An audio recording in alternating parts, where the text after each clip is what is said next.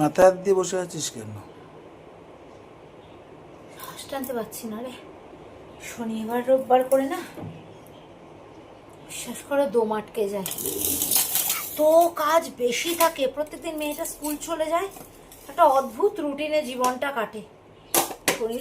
শনিবার রবিবার আমার না সবারই এক্সট্রা প্রচুর কাজ থাকে বলো বাড়িতে। আর তার মধ্যে আজকে ছেলেগুলো বাড়িতে এসে মানে পাখিগুলো ক্যাও ম্যাও করছে। বারান্দা ঝাড়তে হলো 3-4 বার জানো। তারপরে ওদের জন্য ওই আসন নয়, ওই একটা শীট, তারপরে খাওয়ার এগুলো কিনতে গেছিলাম। এসে রান্না আজকে আসার সময় না আমার একটা প্রিয় অনেক মাছি। আমি প্র্যাকটিক্যালি না, আমার বর আমাকে বলে জানো তো মাছি কেন, আমি প্রচণ্ড মাছ লাভার। একটু ওই দিদির মতন ইংলিশ বললাম, প্লিজ ক্ষমা ঘেন্না করে মেনে নিও। আমি ভীষণ মাছ খেতে ভালোবাসি, মানে মাছ হলে আমি 4টি ভাত বেশি খেতে চাই, কিন্তু খেতে পারি মাত্র এইটুকুনি। ডাক্তার বলেছে এর বেশি খাওয়া মা না। কি কি রেঁধেছি চলো দেখাই। এই তোমাদেরকে বলি, বনানিধি আর র্যান্ডাম ইউজার, দোলন, এদিকে কৌশিক ভাই, এদিকে আরো প্রচুর প্রচুর পূজা বলে কেউ একজন, আর কে, বনানিধি, বৈশাখী আর র্যান্ডাম ইউজার, দোলন, কৌশিক ভাই, আরো অনেকে। সকালের ভিডিওতে যে বণিক দিদি আমাকে অপমান করেছিল, তার জন্য তোমরা বলেছো আমার ভিডিওতে তোমরা ন্যাকামো দেখো না। সাবলীল ভিডিও করি, কি আছে বলো তো, বেকার ন্যাকামো করবো কি?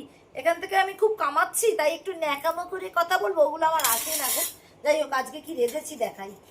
কালকে বৈশাখী দি তুমি খেয়েছো না, আলু কুমড়ো আর পটল দিয়ে ছক্কা। আমি তো আলু খেতে পারি না, প্রচণ্ড শুনেই লোভ দিয়েছি লাইভে। দেখো, পেঁপে, কুমড়ো আর পটল দিয়ে আমি এটারই নাম দিয়েছি ছক্কা। এ দেখো পেঁপেগুলো, বৈশাখী দাঁড়াও খেয়ে বলছি কেমন হয়েছে। দেখেছো পেঁপে, আলু দেইনি।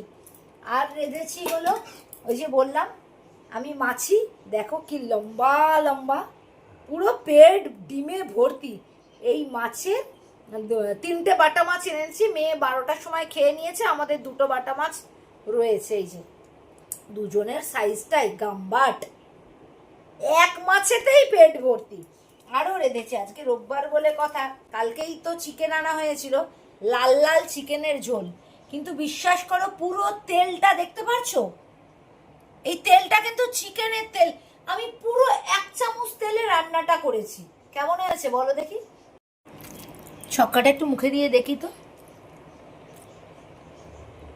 বেড়ে হয়েছে গো।